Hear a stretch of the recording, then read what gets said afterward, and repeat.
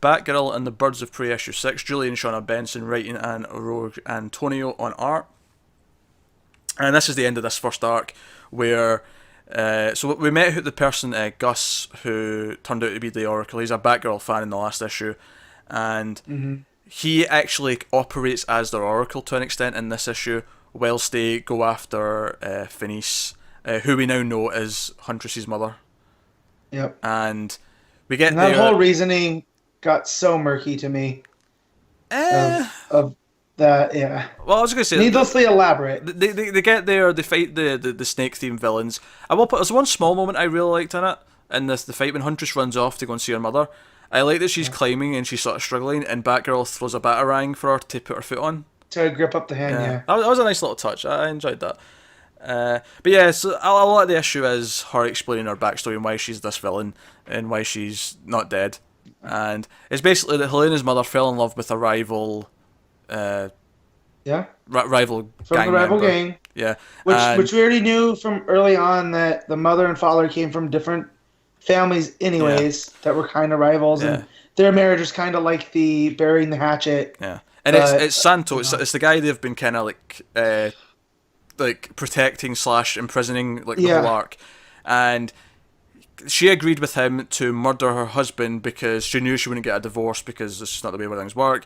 But then his men turned on him and ended up trying to kill the kids as well, and it killed Huntress's brother. And that's why Phoenicia's after him. That's why she's after him, because she wants revenge.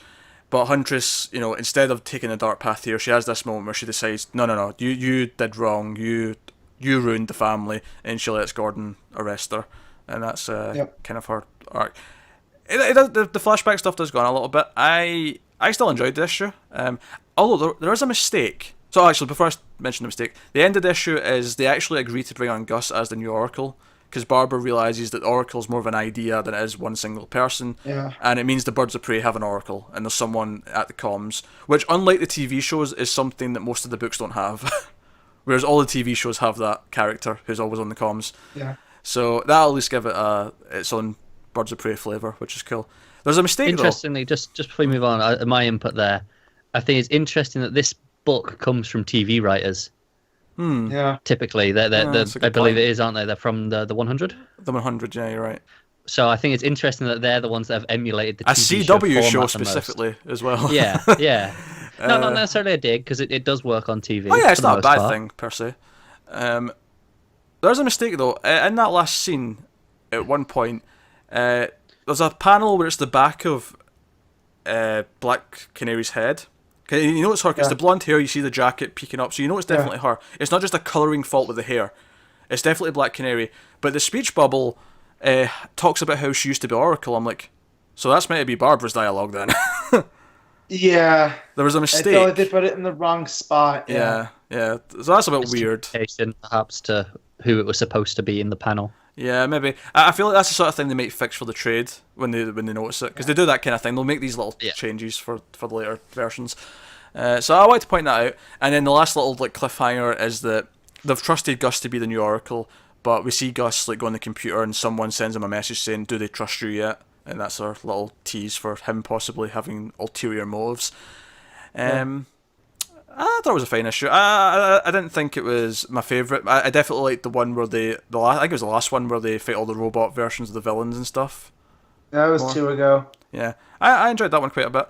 I think the banter's still good between the characters. I love Batgirl and Canary hugging Helena and saying, "You're a bird of prey now," and she's like, "I don't hug, get off me." So no, I think the banter's still really good.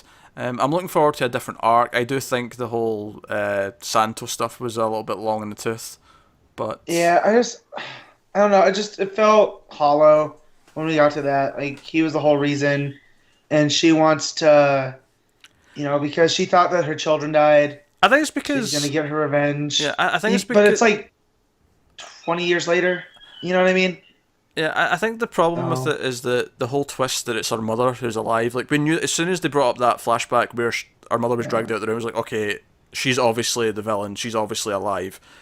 It never landed quite right, and there was no real reason for why it was happening now, as you say. Beyond the fact that she had to spend 20 years building up an empire, so that she was also a criminal mastermind. Yeah. So that was a bit weird, but Yeah. in terms of the characters and why they come together, I enjoyed this first arc. Yeah. If I wasn't enjoying Batgirl so much, I might keep reading this, but I think I'll just leave this as a nice. This is me pulling a chain to get off the bus. Yeah. And then I'll hear from you if the next arc's worth reading. I'll pick it back up. I think it's one of those things though. Obviously, it's on a week now where there's so many books. It has to. There's going to be casualties, and if this is the one where you're not as thingy on, that's fair enough. Mean, I cut this a long time ago for that reason, and I feel like if I hadn't, it would have been gone now because another book I'm enjoying just had to be cut this week. Luckily, though, I'm not reading Deathstroke, so I get to keep enjoying Batgirl and the Birds of Prey. There you go. So I'll still keep reading it. I'll still be talking about it every month.